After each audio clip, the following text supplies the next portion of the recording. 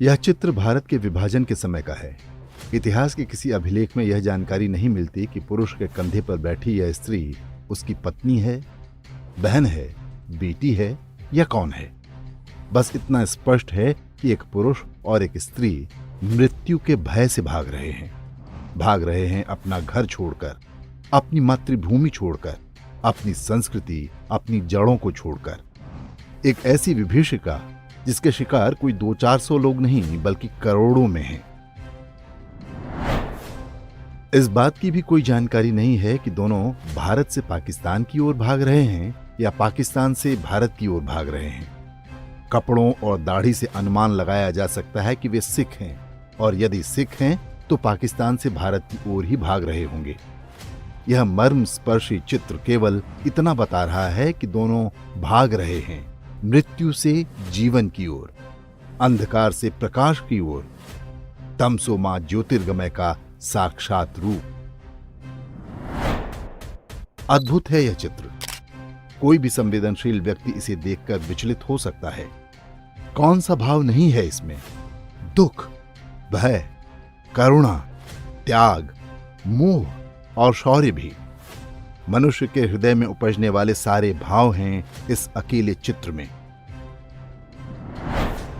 यदि कहा जाए कि यह पुरुषार्थ का सबसे सुंदर चित्र है तो तनिक भी अतिशयोक्ति नहीं होगी। एक पुरुष के कंधे का इससे बड़ा सम्मान और कुछ नहीं हो सकता कि विपत्ति के क्षणों में एक स्त्री का अवलंब बने। आप कह नहीं सकते कि अपना घर छोड़कर भागता यह बुजुर्ग कितने दिनों का भूखा होगा।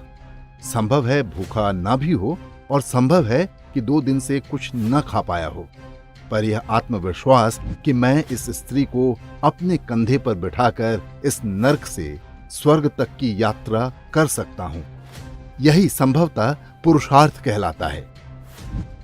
पुरुष का घमंड यदि इस रूप में उभरे कि मैं एक स्त्री से अधिक कष्ट सह सकता हूं, या मेरे होते हुए एक स्त्री को कष्ट नहीं होना चाहिए, तो वह घमंड सृष्टि का सबसे सुंदर घमंड है।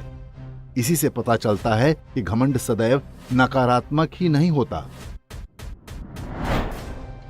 स्त्री जब अपने सबसे सुंदर रूप में होती है तो मां होती है, और पुरुष जब अपनी पूरी गरिमा के साथ खड़ा होता है तो पिता होता है।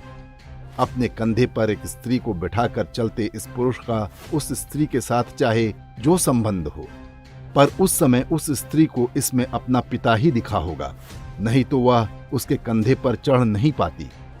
कंधे पर तो पिता ही बिठाता है, और बदले में केवल एक बार संतान के कंधे पर चढ़ना चाहता है, और वह भी मात्र इसलिए कि संतान असंख्य बार कंधे पर चढ़ने के ऋण से मुक्त हो सके।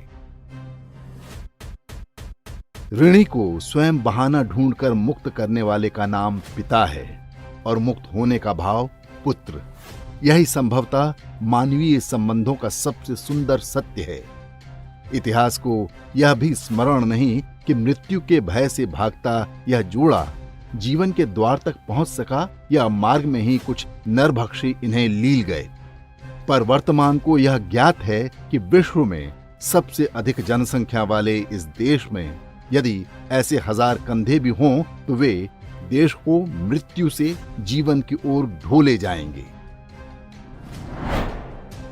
ईश्वर, मेरे देश को विभाजन जैसी विकट परिस्थिति मत देना, पर वैसे कंधे अवश्य देना ताकि देश जी सके, और जी सके पुरुषों की प्रतिष्ठा, ताकि नारीवाद के समक्ष जब पुरुषवाद खड़ा हो तो पूरे गर्व के साथ मुस्कुराए और कहे, अहम ब्रह्मास्मि।